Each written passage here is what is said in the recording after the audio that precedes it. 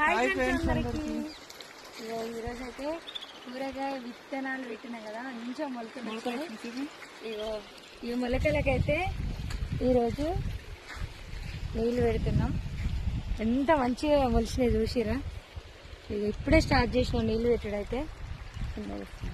నీళ్ళు అక్కడ కడుతున్నాం కదా తోటలో, అందుకే ఇడచినా వస్తున్నాం.